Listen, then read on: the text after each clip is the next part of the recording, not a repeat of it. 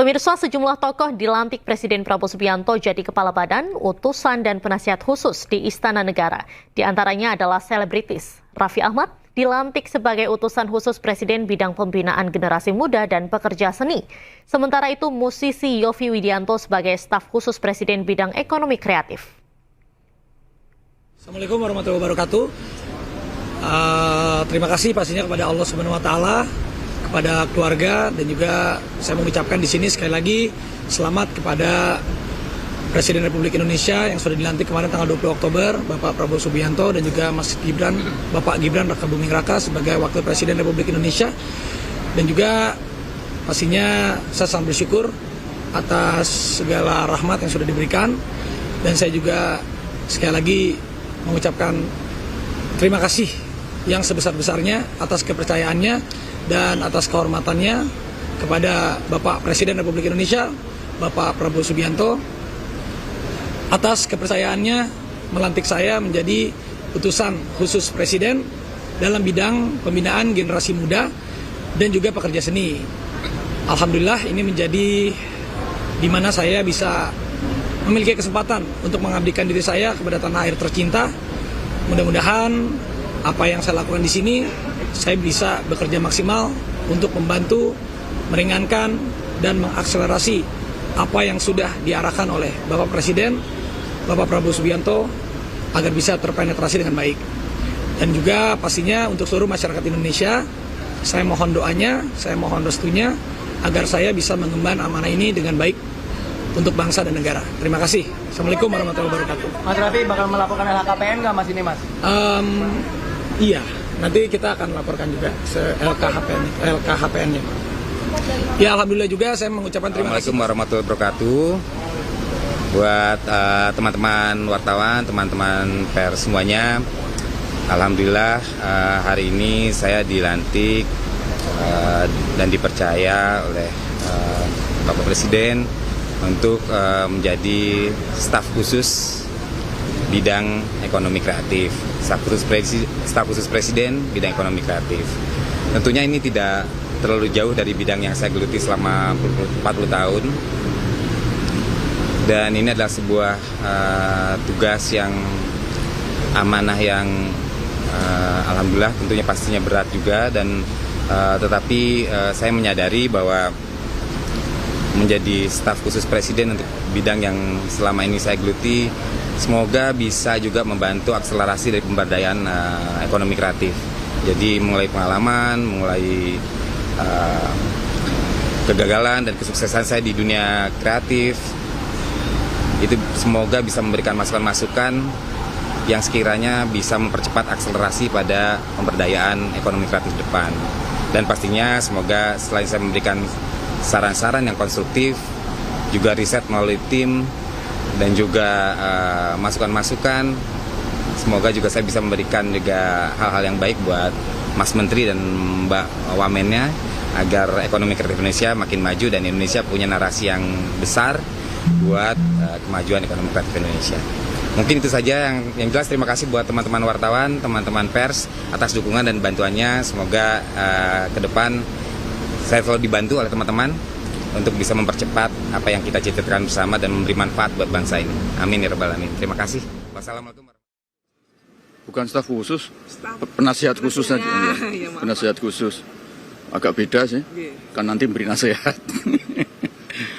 Memang beliau waktu masih sebagai presiden terpilih, beliau sangat memberikan perhatian sangat khusus berkaitan dengan masalah haji di Indonesia ini.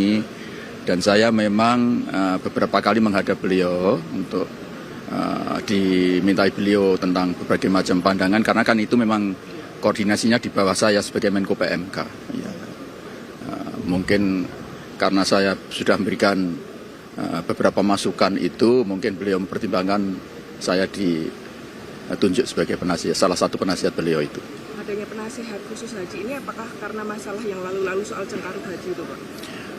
Saya tidak tahu tentang itu, tetapi yang jelas beliau, Pak Presiden Prabowo, itu sangat memberikan perhatian khusus terhadap masalah haji. Dan saya tidak tahu apa yang melatar belakang beliau, karena itu beliau memerintah saya untuk mencoba membuat semacam analisis gitu ya. Kemudian saya sampaikan kepada beliau. Dan itu dalam kapasitas saya sebagai Menko PMK, kan itu di bawah koordinasi dan evaluasi monitoringnya kan di bawah saya. Sehingga saya cukup banyaklah data tentang berbagai macam masalah yang ada. Tetapi secara overall sudah bagus sih. Penanganan haji sudah bagus.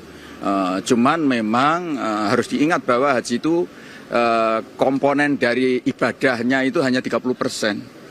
Yang 70% itu adalah akomodasi, transportasi, konsumsi, catering itu, kemudian juga persoalan administrasi, percepatan dan kemudahan yang harus diberikan kepada para jamaah. Sekarang juga sudah mulai ditangani dengan baik kan. Saya kira saya akan mencoba nanti mengumpulkan informasi-informasi berbagai masalah termasuk tata kelola kaitannya dengan hubungan antara pemerintah Indonesia dengan pemerintah Arab Saudi. Saya kira banyak hal yang perlu kita tindak lanjuti ya. Pak Muhadjir mulai ditunjuk itu kapan Pak? Tadi pagi. Silakan Pak. Oke. Assalamualaikum warahmatullahi wabarakatuh.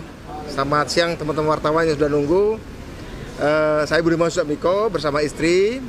Tadi saya kebetulan diundang untuk menghadiri pelantikan sebagai Kepala Badan Percepatan Pengentasan Kemiskinan, yang mana pada tanggal 15 Oktober saya dipanggil oleh Bapak Prabowo Subianto di kediaman beliau di Kartanegara.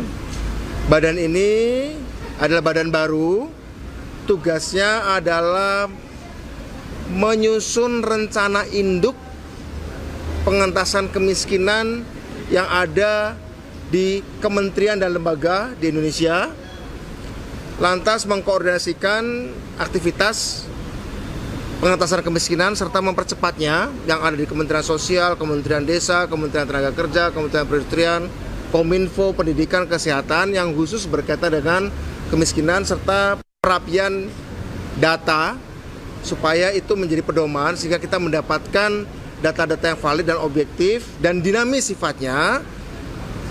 Karena persoalan kemiskinan tidak sesederhana sekadar membagi bantuan tunai, tapi juga mengentaskannya. Ini adalah badan pengentasan, bukan penanggulangan. Kalau menanggulangi itu ngasih aspirin saja. Tapi Pak Prabowo minta supaya hal yang lebih fundamental. Jadi bagi kami, orang miskin itu harus diberdayakan. Orang yang terancam miskin harus diselamatkan. Siapa itu terancam miskin? Ya mungkin pekerja-pekerja pabrik yang pabriknya melakukan mekanisasi, digitalisasi, robotisasi, ter-PHK. Atau mereka menjadi korban bencana alam. Atau ya akibat mekanisasi banyak sekali perusahaan-perusahaan yang bangkrut segala macam. Nah ini kan atau kelas menengah yang barangkali juga mengalami persoalan-persoalan karena persoalan-persoalan disrupsi teknologi yang berdampak sosial, itu juga menjadi perhatian dari Badan Percepatan Pengentasan Kemiskinan. Sesuai dengan bidangnya saja. Jadi itu kan kalau merujuk ke peraturan Presiden nomor 17 tahun 2012, salah satu tugas UKP itu kan melaksanakan tugas-tugas yang diperintah oleh Presiden di luar tugas-tugas yang sudah di-backup sama kementerian dan instansi pemerintah yang lain. Karena bidang saya di kerukunan beragama dan pembinaan sarana keagamaan, ya nggak jauh-jauh dari itu. Cuman memang ada salah satu tugas yang disampaikan itu adalah membangun komunikasi internasional terkait dengan moderasi dan toleransi.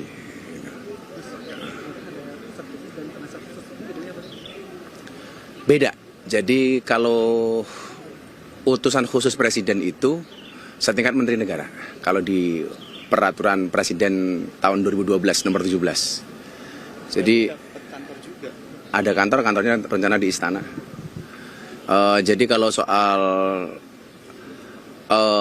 komunikasi itu dengan Seskap, fasilitas dengan Setnek. Jadi bukan staf khusus tapi utusan khusus presiden. Setelah resmi dilantik ini apa langkah pertama yang nanti akan dilakukan oleh pemerintah untuk